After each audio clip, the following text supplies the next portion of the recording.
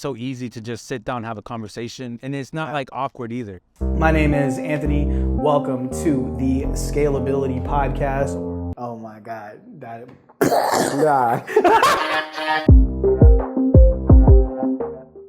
Yes, sir. So, Cigar Padrino, my girlfriend bought me this for Christmas. Oh, nice. You know, she has no idea what she's doing. Can you rate this for me? If you were... Exactly. Can you describe like what it is for the audience so they know? So for those of you who don't know, this is a portable or a travel cigar case. The practical uses of this is like if you're traveling, obviously, or you're going to be away on a trip and you got your sticks on you. It's cedar lined, which is important. It's going to keep the humidification levels just right in here. You got some good sticks in here too, by the way. You got the Somber Mesa, you got the My Father's, Connecticut, and then the Maduro La Galera. So for a 3-ring travel case,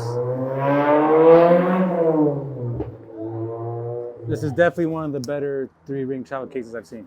Nice. Usually like 3 rings, they're kind of like flimsy. Yeah. It's pretty solid. You got a nice little metal top, metal bottom, because you know obviously you're going to be moving it around. Good stitching, good feel. Dude, and it fits right in my pocket. Like, let me say for everybody, I'm wearing my little overcoat today, you know, kind of casual, but it fits right here perfectly, right? And you know, I was pretty happy. You know where these cigars came from? Cigar Monkey? Yeah, Yeah. You already know. I know the inventory. Exactly, man. So guys, real quick, I'm gonna start lighting a cigar up here. You know, I think today I'm a big My Father's fan, so we're gonna go for the My Father cigar here today. You got a lighter, don't you? Good old matches. Oh, okay, good old matches. That's all good. So, for those of you who don't know Louis, or AKA Cigar Padrino, which I find myself calling him Cigar Padrino more than anything. Yeah. We actually met. Oh man, how many years ago has it been already? At least 4. Yeah. It was before COVID for sure. Yeah, it was before COVID, guys. And dude, actually, can you tell them from your perspective how we met, man? Because I remember I got a DM and I was like, "Who's this?" Oh yeah. It was you was working. You were doing stuff with Daniel Yeah. at the time, and you had like a lot of the content where you were putting together websites. Yep. And so I saw some of the videos you were doing regarding websites. So I reached out to you because I was curious. Yeah, and you know the crazy thing about that is like, man, social media has been like one of the biggest contributors towards meeting just random people, and those relationships with random people just go like places that I never ever envisioned. You gonna get Pepe? You want some rum? Yeah, he wants some. As you guys know, Pepe's always hanging out off camera, making sure that the cameras are recording and whatnot. But yeah, man, it's like the way that we met was pretty tight. Oh yeah, let's see. Put some hair on your chest, Pepe. Some good stuff right here, man. But yeah, man, the way that we met was like tight because like I never imagined like from a DM like that we would be the friends that we are today, right? And it's kind of we have a very interesting friendship because you're a very interesting fucking person. Like you're not just like the average Joe, dude. I mean, if you guys are looking on camera, I mean, look at this dude. We're like the same age, but we don't look like we're dressed the same age. And that's one of the things with Cigar Padrino. He's got so much unique swagger to him, you know. And the more you get to know this guy, he's a very, very interesting dude. And you know, also like one of the things that we share, man, we're both bipolar. We both deal with like these like crazy mental health issues, and I think you helped me find a lot of relief in cigar smoking. A lot of, and there's a lot, man. So you know, so that's just like a little intro about my guy, and I won't steal his thunder, man. But dude, can you tell everybody who's watching a little bit about yourself after you light up that cigar? Sorry about that. This wind's kind of. Oh, should have brought the lighter out. I didn't think it was very windy. Excuse us real quick while we light up these cigars for those of you listening to the podcast. And yeah, there is a lot of noise out here today because we are recording outside of actually Mission Pipe Cigar Lounge today, right? So if you guys are in San Jose and you have not yet visited Mission Pipe Cigar Lounge, man, it's so for those of you who knew the old Mission Pipe, I'm not talking about the old one that's next to the Scrambles place. I'm talking about the new location that's actually absolutely gorgeous. Okay, so they came in, they renovated this whole place. Probably, would you say the biggest cigar selection in San Jose? Definitely the biggest cigar selection in San Jose. Okay, so Cigar Padrino confirmed it, right? So you have not only the biggest and best, I don't know about best, but biggest selection in San Jose. But you have a beautiful outside patio. We're staring at a fire right now. You can come out here and stay warm. Inside is great, freaking big TVs, drinks, like, you know, whatever you want or whatever you would expect from a cigar lounge. Oh, cheers. I'll wait for you to light up. Oh yeah, I'll wait okay. for you. But yeah, man, so I was just kind of buying some time for you to light your cigar. Sorry about that. So buy me some time. Yeah, definitely. So my name is Baragan, aka Cigar Padrino, and as obvious as you can see, I smoke cigars. That's how I inherited the name Cigar Padrino, Cigar Godfather. I work here at Mission Pipe full time. I'm one of the 4 employees here at Mission Pipe. Mission Pipe Cigar Shop in San Jose has been around for 40 years. Started out at the Old Town and Country, which is Santana Row. Then they moved over from there to the Alameda. I want to say, I think it was 1120, the Alameda, right next to Five Guys and Scrambles. And now we're here at 950, the Alameda. New owner, but same selection. Customer is still the same. We're just a few blocks away. Yeah. So again, I smoke cigars. So man, I'm like, before I kind of tell everybody, like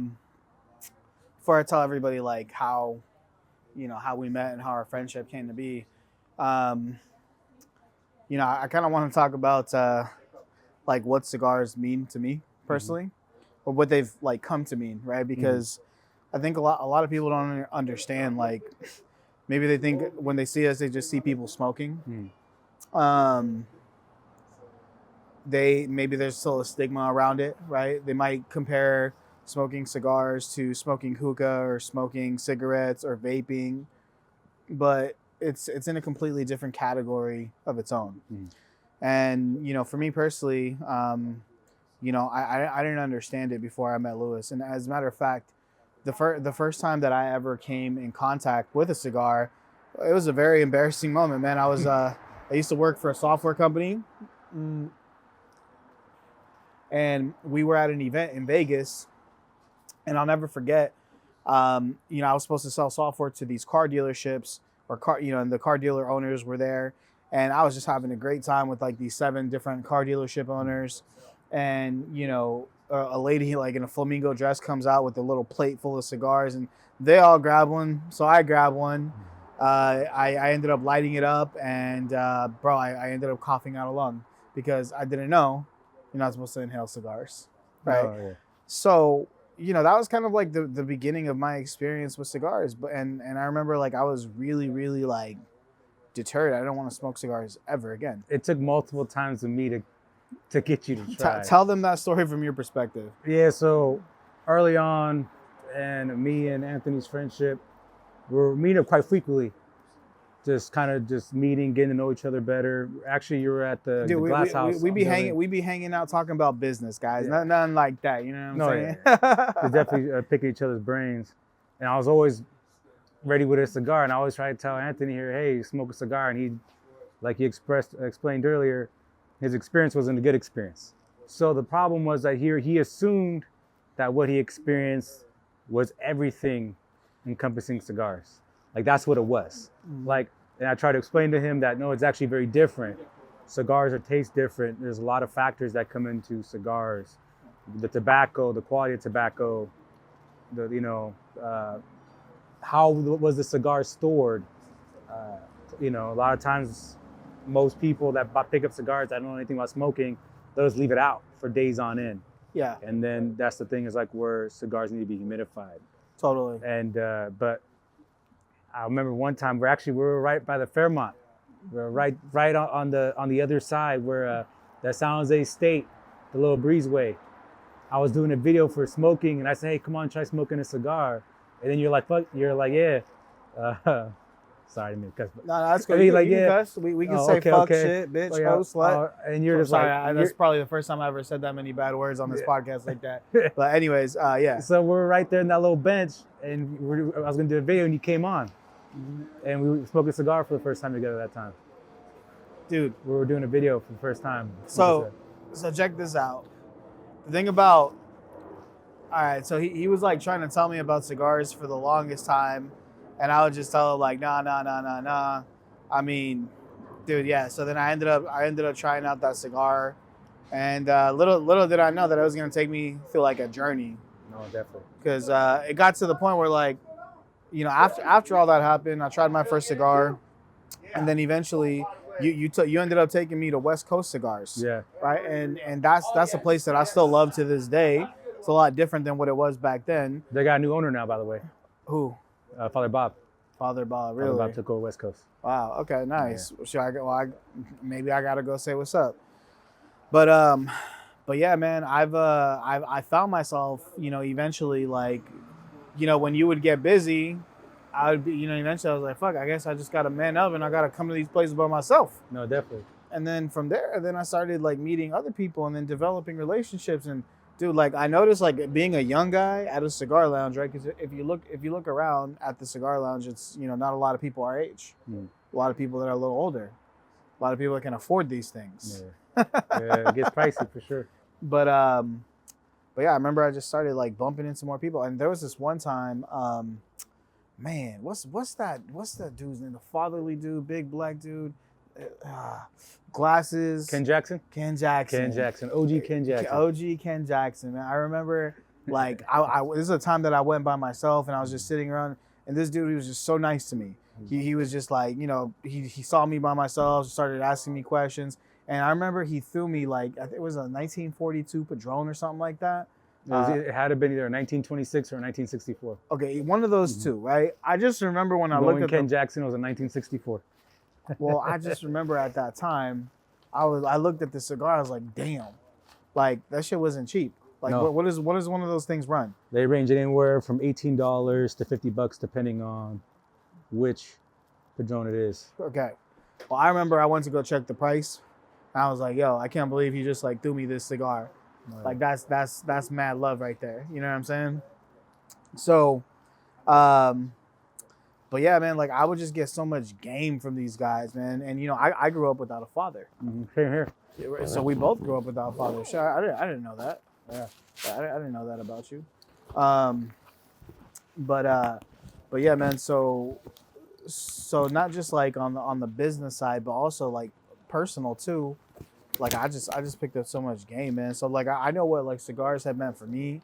I've also picked up clients here too. Yeah. You know, and I've referred a lot of people to other people here too. So like, you know, a lot of people go to BNI and all these networking events.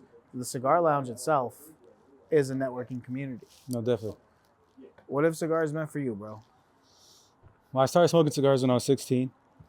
I never smoked before, so it was the first thing I ever smoked, was cigars. I was in high school, because like you said earlier, I was diagnosed with bipolar with a bunch of other different disorders as well. So I was going to like a special needs school for high school. And I got frustrated because here I am at this place I did not want to be, where like the students in my class, there was only like 6 or 9 other kids in my class. Yeah. And these kids had like seizures. These guys had like mental breakdowns, like they're head banging. Yeah. And I'm just sitting there like, what the hell? I mean, I got issues, but my issues aren't that severe. Yeah. So I'm sitting there, man. Like, you think about it, man. You're there all day from 7 a.m.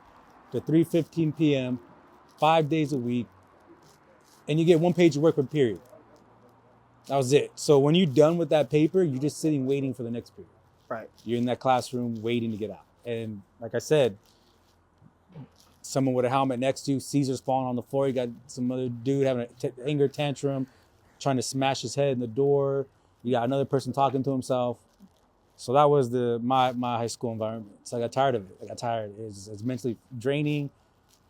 And again, you know, it's a lot to deal with. Like, if anybody knows anybody that has any type of mental illness or behavioral disorder, it takes a lot out of you, right? It's definitely draining. It's very difficult to, you know, long term to Yeah, deal with that. I mean, dude, like there's days. So like when I was younger, being manic was great. Nowadays, I get manic, and I'm like, shit, I know I'm manic, and I tend to make very bad decisions, or you know, my judgment's pretty off when I'm manic, and fighting the mania now is like very exhausting, right? So I either go with it or like I'm like trying to chill. So and that's just in a day. Now, if you do that over a long period of time, that's crazy. No, yeah. So dealing with that, and so at the time I had my first mentor who ran a cigar shop. I'm not gonna say the name because I was underage, right? So, Sure. but I wasn't there to smoke cigars. I was there to meet with that person. And my first time being in a cigar shop was a little intimidating, right? Because the shop that I was going to, there's no rear parking. It's all in front. So you see all the cars in front. So, you start to see Mercedes, BMWs, Jaguars, Audis. Yeah. Once in a while, you get the Bentley. Once in a while, you get the Lamborghini. But walking in, and you don't know nothing about what you're walking into, so not knowing nothing. Coming in, and obviously I look young, like 16 and a half, 16. But everyone's looking at the person that I knew. They're looking at me and says, all right, well, it is what it is. Yeah. So I just started hanging out. And like I remember the first time I was in there, there was 3 people that were sitting in the front lounge. And already, like as soon as I sat down, like basically, what are you about? Like, who are you? Like, let us know. So I'm already, first few moments, I'm in the building. I'm already getting like, who am I? What am I about? What am I doing? Yeah. And other than my name, I didn't know how to answer nothing. Yeah. Like, I don't know. Yeah. How are your social skills back then? Were they pretty bad? It was not to the level they are now. Yeah. And so I kept going back. And I think it was like my 5th time being there is when I smoked my first cigar. Okay. Now, mind you, smoking my first cigar did not mean I knew how to smoke cigars. Sure. So I was totally like Goodfellas, Scarface like mentality, like, yo, like I'm the 1%. Yeah. But really I'm not. But in my mind, in the moment, I'm smoking stogies and I'm bumping elbows with people I normally wouldn't bump elbows with. Yeah. Because mind you, majority, again, the cigar shop client base is anywhere from fast food worker to business owner, exec, different levels, millionaire all the way down to the guy who's earning a minimum wage check. Yeah. And that's what I loved about the shop, was that it wasn't about what you made, it was about who you were and what you were about. Right. So people that normally in other settings would never mingle. Absolutely. You know Yeah, what I'm saying? dude, It would that's never so happen. real. Bro, that is so freaking real. Yeah, like like during like those poker nights that they have, like a lot of times it's not even about how much money you buy in, it's about winning. You know, they're more competitive than they are. And you would see different races come together, different backgrounds, different lifestyles, and coexist and actually be really good friends.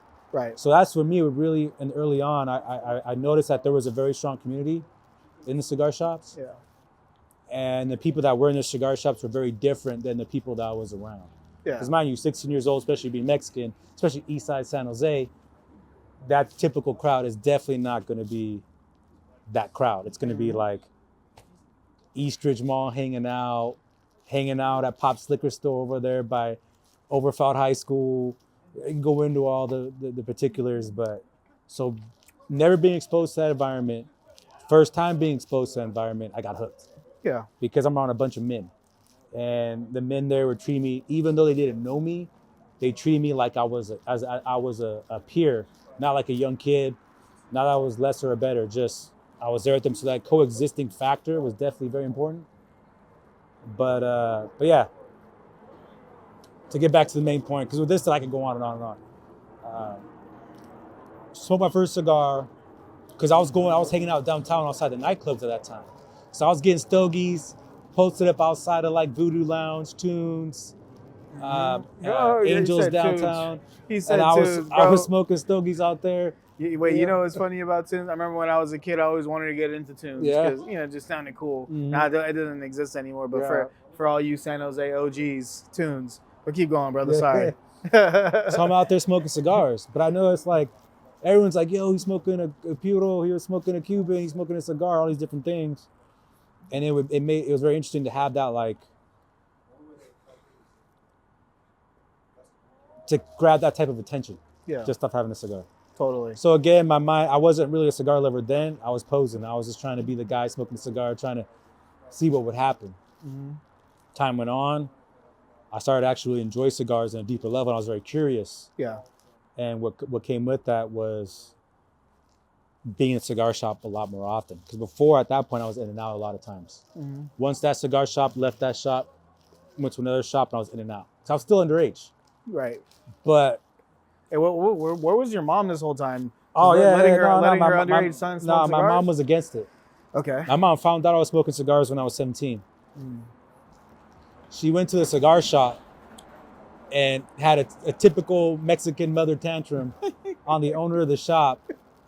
And my mom said, grab me a box of cigars.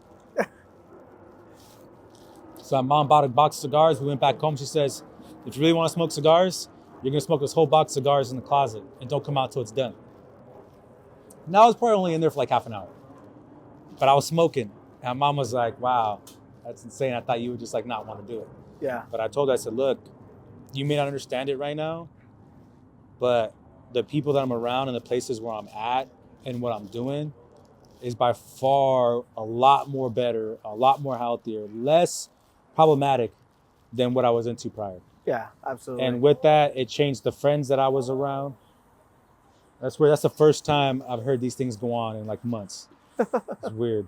But he's talking about the sprinklers. yeah, Here. the So yeah, I mean, I think the audio is fine. We recorded another podcast outside downtown, and audio came out pretty good actually because of these mics.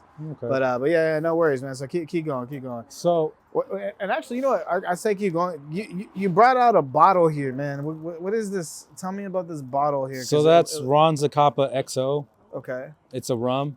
Yeah. I like it. I typically like a little bit more on the I sweeter know you side. like it. It's almost gone, fool. Yeah. Yeah. So I've been drinking that, and then another one called Salva Ray, Yeah. and a bunch of others. Okay. Well, let's have a little swig of leg. Let's Yeah, see. you're definitely gonna enjoy it, brother. All right, Cheers. cheers. Ooh, Yeah.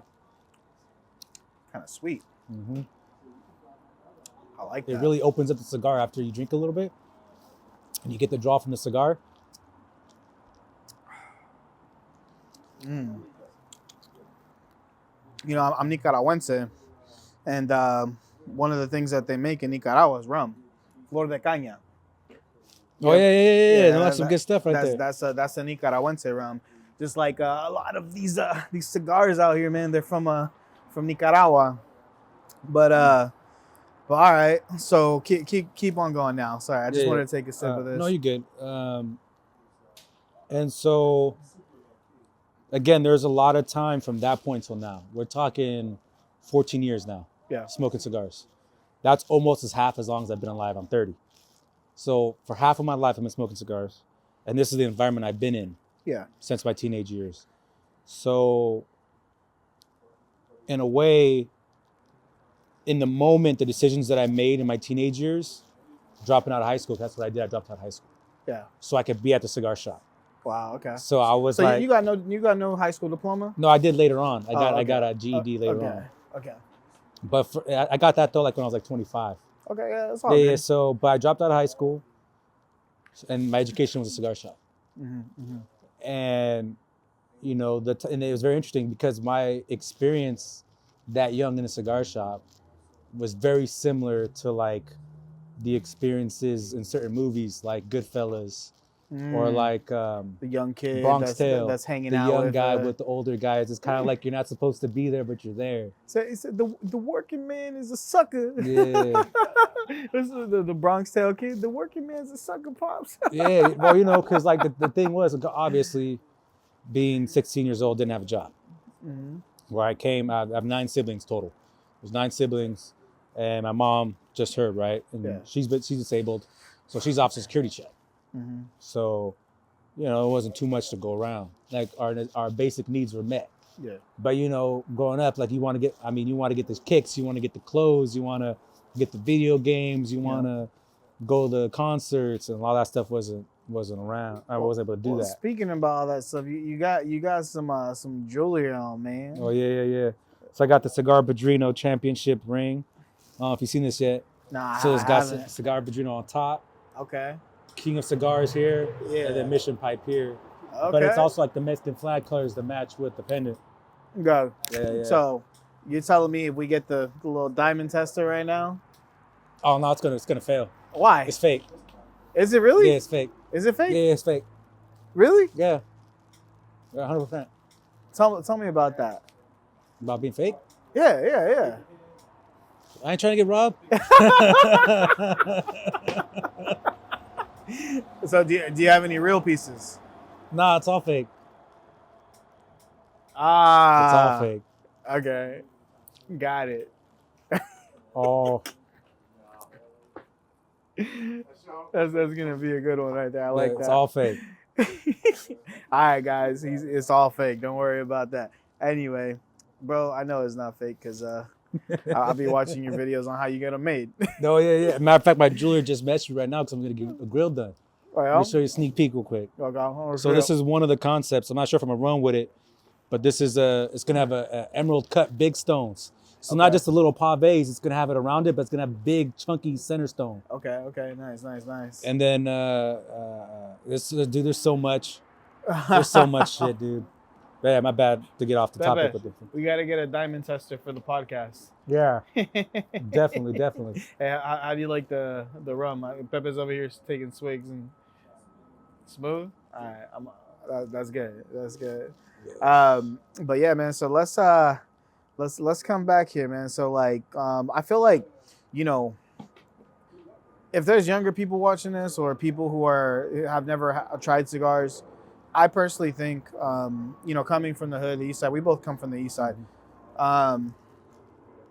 East side, San Jose, for those who are listening. Mm-hmm. But I think something that's really important in life, if you want to be around money, is going to be understanding other things as well, like cigars. Like cigars is one of them. But yeah, also, definitely whatever falls under the umbrella of luxury lifestyle. So one of those is probably going to be golf, sailing, traveling, dining, cigars, clothes, to a lesser extent clothes, but all these different things that people that have the means as stuff they participate in. Of course, there's horse racing. That's big, huge. I've never been to a horse race. Oh man, you got. Is it crazy? Yeah, especially when you go and it's like derby style. You come in with your linen outfit and your straw hat. They still let you smoke cigars on the track. But yeah, luxury lifestyle definitely is something. Yeah, man. I think that's one thing that especially for our people. Like I talk about this a lot, man. Proximity is power. No, exactly. Right, like the first when I moved back to the Bay Area, I came here to visit you. Like within the first few days I was here, and I was having a lot of problems in my business, and then I bump into this dude. We're not gonna say his name, but yeah, OG in the web space for sure. Yeah, he's a venture capitalist, right? And I just was able to bump into him, and this guy who's done like these huge fucking deals. And, like my company is probably peanuts to him. We're just smoking. I forget what we were talking about, but we were just talking about like on a personal level and turns into business. And then he starts giving me this high level advice that would probably have costed me thousands of dollars. So again, proximity, right? And also too, I think like, for you young folks that come around people with money, with like, cigars, wine or whatever, I think one of the biggest things you could do to turn people off is like pitch. Be pitching your product. I think the way that you kind of like, if you want to move in this community, don't pitch, just listen. What I definitely want to add to that? Yeah. Young with no experience want to sell, old with experience want to give. That right there has been what I've noticed. Dude, we just signed a contract today. That's worth $6,000. And I had just been giving I just gave. Well, you've always been a giver. I mean, in regards to information, you've always have been somebody that has always been willing to help somebody to a point. Because obviously there's got to be, they have to take what you give into action. Absolutely. Otherwise, Yeah, I mean, so like that was a big thing for us. The person who we closed the deal with is somebody I respect a lot in business, and I think a lot of people would be proud to do business with this person. And the whole thing was give, and I did, and then it was very natural when I was like, hey, you know what? It just makes sense for you to like hop on one of my products. Like, what do you think? Yeah, sure, why not? Like instead of 1 month or 3 months, hey, let's do it for 6. See how 6 works. If it works, we'll do it for a year. it's very funny. I wish I was hungry as you.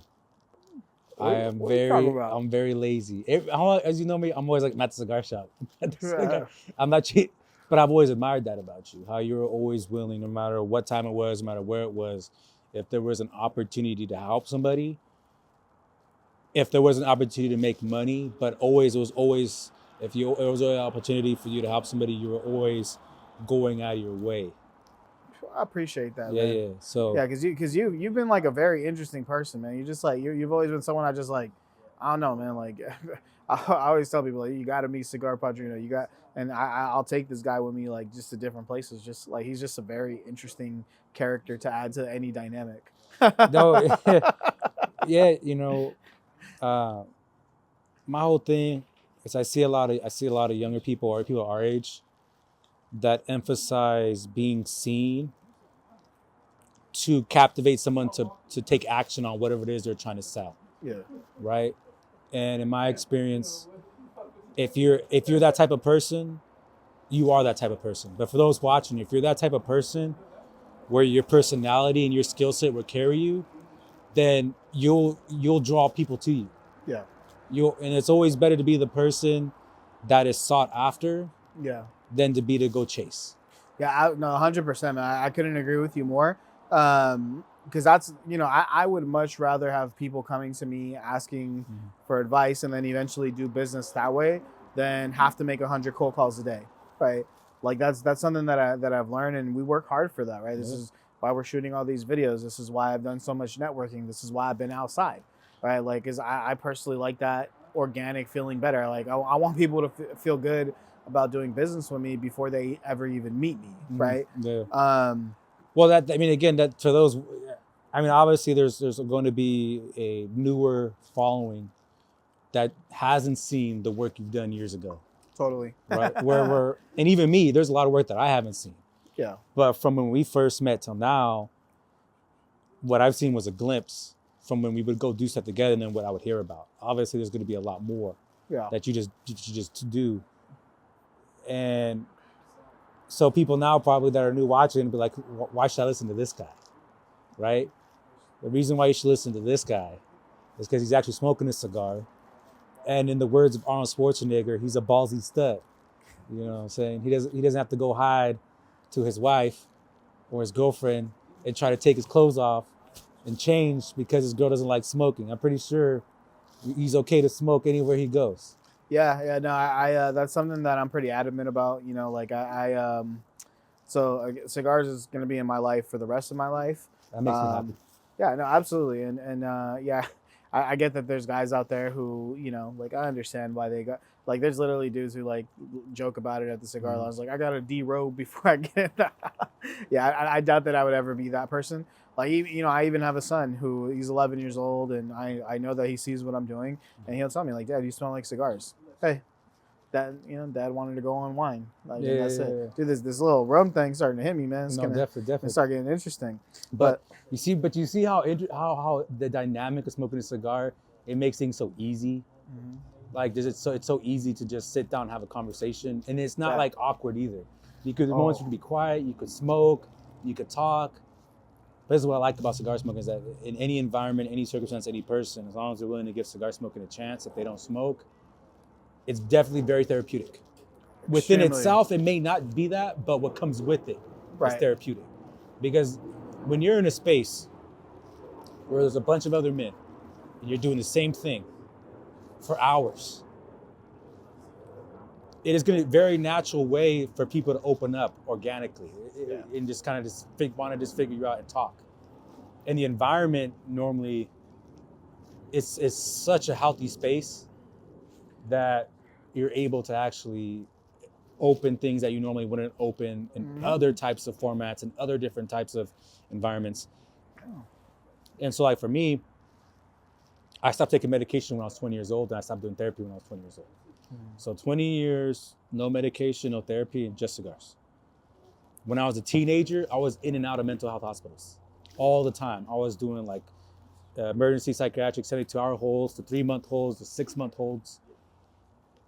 I stopped taking the medication. I'm not recommending this for I'm just in my experience. Sure. Because I do believe that getting professional help is appropriate. But in my circumstance, I was able to not take the medication, not seek therapy in that format, and smoke cigars and receive the outlet that I needed with my peers. Yeah. And then with my peers, build a safety net of people that can hold me accountable. Yeah. And just kind of open up. Guys, one thing is that depression, man, that's and being bipolar, ADHD, and especially having that depressive manic side. Yeah. Where like, man, that right there, dude, that's like some cold stuff, because there's no escaping that. Yeah. When you're down, and you can't run from it. Yeah. And then when you're up, but you're on top of the world, nothing matters. Your judgment goes out the window. Yeah. I mean, so I always say, like, it's like being on cocaine, no cocaine required. yeah, exactly. It's like a remote. You're changing every second. You got racing thoughts. And it's like you don't control it. It just happens. And you start making impulsive decisions. You start doing stuff you normally wouldn't do. Yeah. You know, like, for example, like you might be like, I'm going to go to LA right now. Right. And you got to go to work tomorrow morning. Right. But you're like, I don't care, because you don't have that concern for judgment. You're in the moment. You're high on life, and you're on top of the world. So you go do that. Yeah. And then when you kind of rush down, reality hits, you're like, oh, snap, what did I just do? So you have like, within the situation, you have conflicting opinions and feelings about stuff. And so it causes a lot of harm. Yep. You know, it's being unstable. A lot of people aren't able to keep a job. A lot of people aren't able to take care of their responsibilities. A lot of people aren't able to keep themselves hygiene good and stuff, because what they're dealing with is so, there's no discipline on how to manage it. There's no management at all. So whenever it comes up, it just happens. Yeah. And so for me with cigars, I probably smoke like literally like 7 to 10 cigars a day. Wow. Yeah. That's a lot, guys. I probably in a day I might smoke max. That's why I got this yellow tooth right here. I'm proud of this tooth. This is a lot of money spent to get that brown yellow shade on that tooth right there. Yeah. Well, you know what, man? I think, but coming back to your point though, like in terms of like therapeutic qualities, yeah, you're right. It's not the cigar itself. It can be, because cigars do relax you. But yeah, when you're sitting down in a room full of men, especially when these men have more life experience than you, it allows you to open up, man. And you'd be surprised at like how close the bonds are here, man. Like there's, I don't want to say names again, but there's someone who like, just passed away not too long ago, and that was a bond. Yeah. I remember that was all over social media, and the boys at the cigar lounge were feeling it. And like, I didn't know the guy as well as you guys did, but bro, like that bond is deep. But these guys have spent hours and hours and hours together around cigars, and even outside of cigars, they would, but like cigars brings people together. Just like, I don't know, man. I don't know too many other things, right? Like, it's meaningful. It's not like, like I see a lot of people that go to raves that stick together in groups, and they like loud techno music, but it's loud techno music and dancing and shit. But it's like, dude, how healthy is that when when you're together, you can't hear each other, you can't truly be together. You know what I mean? Like to add to that point, it's like the relationships I have with people. Most people's relationships in environments like this is like, I meet their families. I go to their homes. We do stuff together. We check in on each other. We do trips together. Yep. So it ain't just cigars. Like we really have a very deep bond. Yeah. And for most people that come to cigar shops spend more time together than they do with their families at home. Yeah. Yeah, no, it's if they have families. Because a lot of them don't. And a lot of people don't. Yeah. I remember your buddy, the Asian dude who passed away. Like Sundao. Yeah, Sun. I remember he was a dope ass dude. Like he was super cool. And then the people who found out that he passed away was his cigar fam. Yeah, before his own family knew. Right. His family didn't know he passed until a week after his death, because no one knew how to get a hold of his family. He was not from around here. So that's just like a perfect example of community, right? Mm-hmm. But yeah, man. So I think and by the way, I smoke a lot faster, I think, than a lot of people cigars. I've always been a fast smoker. I think your cigar was shorter than mine. It's shorter than yours now. Yeah. But yeah, man. So let's switch topics, man. Like, why do you think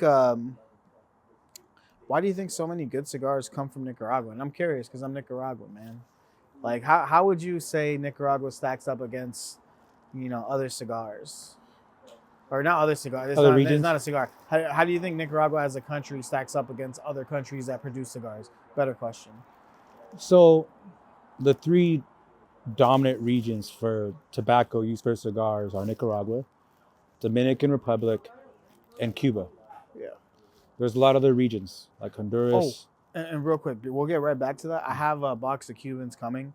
My friend from Colombia went to Cuba. I help her out a lot, and she's actually they're on their way here right now. So as soon as I get them, I know that, like, I've heard that Cuban cigars are not like anything special really compared to other cigars, but No, they are. Are they? Okay. Yeah. Well, I got a box of Cahibas coming. Oh yeah, no. There's a misconception. Okay, finish telling us about the regions and then talk about the misconception. So the thing is that, for example, the tobacco industry was very small prior to the whole thing with the United States and Cuba. Yeah. When they had the embargo with Cuba, and then that's when Fidel took over, he stole the cigar factories, the companies. Okay. So like the companies and brands that he has there didn't belong to Cuba. Like there were individual families that own these companies. They went in there by force, took over, forced the families to leave. Toro Fuente is one of them. I don't think Padron was one. Davidoff may have operations there, but they weren't there. But for example, actually, I'm not gonna get into too much about the names. Is it Cohiba? Cohiba's one, but Cohiba, so there's like Cohiba, Romeo and Julieta, there's Partagas, San Cristobal, Corsair, Diplomaticos, Ramon Alones, there's a bunch of them. But what happened was these people had to flee to other regions. So Dominican Republic was one and Nicaragua was one. Nicaragua was later better, but prior to, Dominican Republic was the place. Was where? Dominican Republic was the place. Oh, Dominican Republic was the place. That was the go-to. Now, for the U.S. market, as far as the U.S. market's concerned, Nicaragua, for most people, is on par, if not better, than Dominican Republic.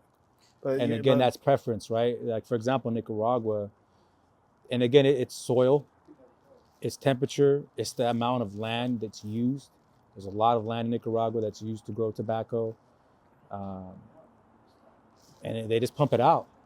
Yeah. Like, you think about it, that's a country that doesn't have many exports.